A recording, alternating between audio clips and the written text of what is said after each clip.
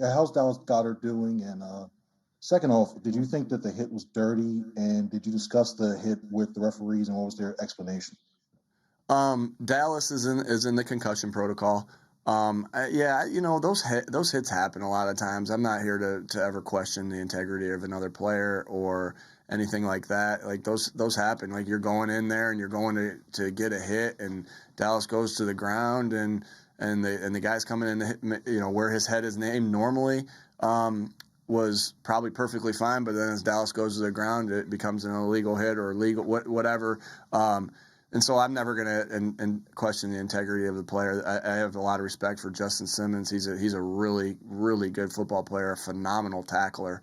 And he showed a lot of good open field tackles yesterday. And I think he's first class player in person as well, of what I know of him. So I'm not going to ever question that. We always look at stuff. We always have a list of questions that we want to ask the referees after the game, just so we can help our players, teach our players. But hey, they got a hard job. The referees got a hard job, and they got to make those things. We always talk about this in our coach's office. Like we have that remote in our hands, and we can slow it down really slow, right, to show what's happening in that play. They got to make those decisions and split, in game, with the speed of that game. That game moves so quick. And so, we always want to know some things like that happen in the game with officiating questions, so we can teach our guys how to play the game right without being penalized.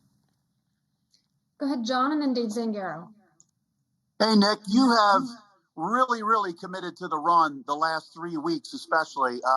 And it's a shift, I think, in philosophy or whatever. Can you take me back to a moment, maybe? Was there a moment watching film, conversation with coaches or linemen or anything where you kind of had that shift? Again, we just want to do what we think's best for us to win each football game. And, that always starts with what you think you do well first, right? And then it goes into what, so you kind of look at the things that you're doing well and what's working for you. And then it goes into the scheme that the team that you're playing scheme and their players. And so, that's just something that we've wanted to. We've known we've had a good offensive line the whole time. We've always wanted to get the run game going to help Jalen be more successful as a quarterback. Because that takes some of the pressure off him. But I don't know if there was a shift or more so just a sense like, it got going early in those games. A couple of those games, starting with Las Vegas, it kind of got going early in that game. We obviously got ourselves in a position where we got down there. But and so maybe you could say that shift happened in Las Vegas. But that has always been our emphasis, that we want to be able to run the ball. We ran the ball well. You don't just all of a sudden, I don't know, I think maybe we're in the top 5 of the league in rushing. I'm not sure exactly what the stat is. Top in the NFC. Top in the NFC? There you go. Yes. I knew John, I knew you'd know the stat right there. But that just doesn't happen after 3 good games, right? It is the culmination of the entire year. So, we felt like we've been running the ball well throughout. I know that we wanted to run it more, that people thought we should run it more. It's just the way games go sometimes. And so I don't want to say it's a shift because, again, I think we've been running the ball pretty well the entire year. It's looked different here, game in, game out, but that's going to be part of the course for the way it goes, whether you're under center, whether you're in the gun, whether you're zone reading, whether you're running gadgets, etc. Go ahead, Dave, and then Jeff McLean. Hey, Nick, as you look back at some of the tough losses, tough moments you guys had earlier this season, how did you get the players to keep believing in you and your process even when it wasn't yielding the results? I think what we've talked about before is that when you just kind of when you're talking through things and trying to get through hard times, and just also just your core values and your beliefs, like I don't think what we're saying anything as a coaching staff that's outrageous, right? It's like, okay, the teams that connect a lot do well. Well, yeah, that's pretty obvious, right? The teams that are cohesive teams, they find themselves through tough times. Compete. Teams that compete hard, it's the same, like that have accountability, that have football IQ, that have fundamentals. Like, so it's not like we're saying anything that's off the wall. I think I've kind of said that in here before. Like these are our core values that I think that our guys know, and in some aspects have been true on all the good teams they've been a part of. And so it's just continuing to hammer home the things that that we believe are a common denominator in good football teams. And so that's the coaching side of it. I think the player side of it is that we just got good guys on this football team.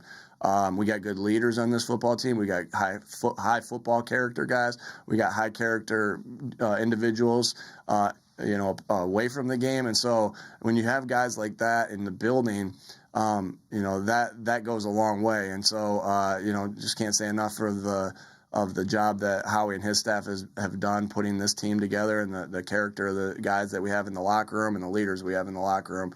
And that helps you get through some tough times as well. So, again, we had a good game yesterday. We got to look to build on that and try to go 2 in a row. Go ahead, Jeff, and then Martin Frank. Nick, how has DAvion Taylor compensated for what he's lacked in experience? And have you been more willing with a young guy like that to maybe overlook sometimes when there are mistakes because of his upside? Yeah, he's definitely got a lot of talent, Jeff, with his athleticism, his speed. He can make up for some of those things, some of that lack of experience because he has that ability. And so that, playing that position, I think that you go through some of those growing pains too that a quarterback has to go through, right? Diagnosing all that, making calls and diagnosing everything that's going on, run, pass. And so there's no doubt what you said, his athleticism has allowed him to make up for a little bit of his lack of playing time. But that will grow, he'll grow more and more and more each week through the reps that he's getting. And so, as long as he's willing to put in the work, and he's definitely one of those guys that is another high character guy that works hard, that loves football, that's tough, that's willing to put in the work to get better every single day. And, and so when a guy gets better every single day, it's the two things, right? One, they're getting more reps, and two, they care about their teammates. They care about the sport. They care about being the best version of themselves they can be. And they got no choice when it is like that. They have no choice to get better. And so that's definitely something I've seen from DAvion throughout this year. We'll go to Martin and then Zach Berman. And Nick, yesterday you mentioned that DeVante could be like a good player in this league for a long time, and I was wondering if you could expound on that a little bit. I mean, I know you've had a lot of experience with some really good wide receivers. Where do you see DeVante's potential, compared to maybe some of those guys, and how? And I assume he's probably just like scratching the surface for what his true potential can be. Am I right? Yeah, where I see, again, I think it all starts. Forget any physical tools. He's a smart player, and he's tough. You just see that over and over. And I think I've mentioned that before. Like smart and tough guys. Like let's get a lot of those guys, right? Because you can't get on the bus without those guys. So it starts there. His mental makeup of who he is. He's mentally tough. He's physically tough. So it starts with that mental makeup of DeVante, and then you add in the skill, right? Because there's a lot of tough people out there, mentally, physically, but then they don't have the skill to play in this game. He's got a ton of skill. Where I see it is, I think he's just got really solid hands, really good hands. I know he's had a couple drops. I don't know exactly how many he has. I don't think it's a lot, but he's got really solid hands. That's going to be able to make tough catches, and he's just really good. He knows how to attack defenders at a very young age. Like he's seen different looks of how he needs to attack defenders, and then he's just he's really good in and out of the break. I think you saw a couple times yesterday him just drop his weight, be able to transition in and out of breaks to separate to create throws for Jalen to be able to make easy throws. And so those couple things, the obviously the mental makeup of DeVante, and then those physical skills that I just mentioned right there are going to be why he continues to ascend in this league. Him playing through an injury yesterday. That's something that it's a long season in this season in this NFL, and he just. I can't say enough how tough he is to be able to play through things that he has got to play through and go out there and play the type of game he did. And so really happy he's on this football team and look forward to continuing to watch him develop as the season continues. Zach and then Rob Motti. Hey, good afternoon, Nick. With the running backs, you've spoken during the past few months about keeping players fresh, riding the hot hand, but how specifically do you determine that rotation? Is that up to Jamal Singleton during the course of the game, or do you script out a distribution going into the game depending on situations? Yes to both, Zach. Yes to both of those.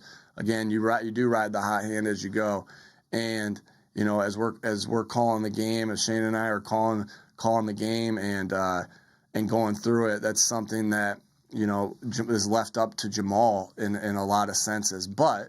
And so hey, because he's got the feel of what's going on in there, but there's also plays on our call sheet, and it could be anywhere from 10 to 15 plays out of all the plays on your call sheet. It could be more than that, where hey, I'm in 11 personnel and I want 14 in the game, and so that's dictated out before, or I'm in 12 personnel and I want 24 in the game, and it can be like any of those. So sometimes yes, it's done throughout the week, and sometimes it is the feel of the way the game is going. And so, yeah, that's the answer, is that we handle it both ways, Zach. So I'm pleased with the way the running back rotation has went. Obviously, we've been running the ball well. We've been running, and it's like, we continue to even out those reps. I think they both had 80 yards or 80 plus yards yesterday.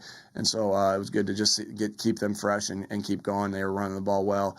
Both made a lot of really good runs. But really what I continue to see this football team do, and it starts with these running backs, is protect the football. Like, there's a couple plays that could have went, Jalen gets hit right on that deep ball, or on a play yesterday, and Jason Kelsey's right there to fall on the ball, right? And then you saw DeVante come across the middle, and he got in some traffic, and he put two hands on the ball, like we always talk about, and what he's practiced 1,000 times. And then what you saw from the backs is, I just really want to point this out with the backs, like, we talk a lot about keeping the ball away from the defense. So, this is just football 101. If I'm carrying the ball on the left sideline, I want the ball on my left arm so I can use my stiff arm and I can protect the ball if it gets knocked out, and I can protect myself. And you saw Boston do that 2 times in the game yesterday, where he was trying to go right, so he had it put in his right arm. He had to cut back left. He got out of traffic, put in his left arm, was able to use his stiff arm. And then you saw Jordan Howard.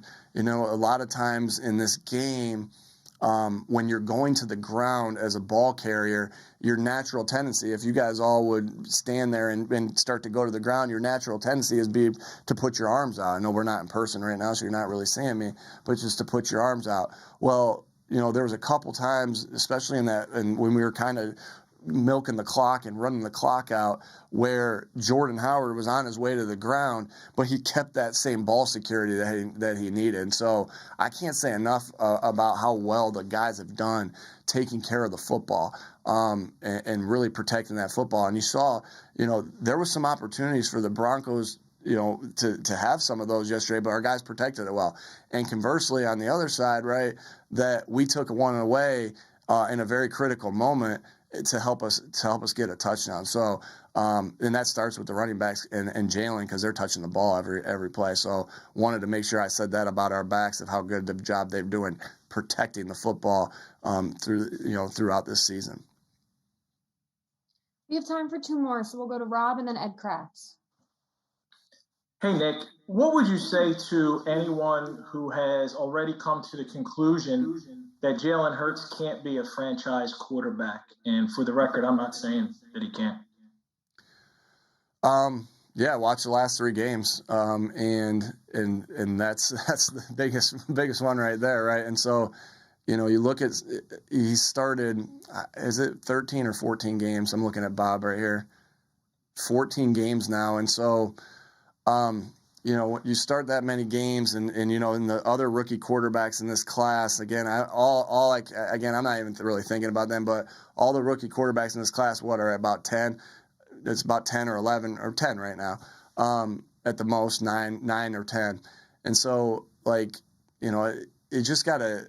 To me, it's like, well, he's still a rookie, right? He's still in his rookie season, and essentially, if you count the amount of games started, and all I see is improvement every day, and from him, because again, it starts with the type of person that Jalen is, and how much he loves this sport, and how much he loves his teammates, and how tough he is, and he doesn't make the same mistake twice, and so.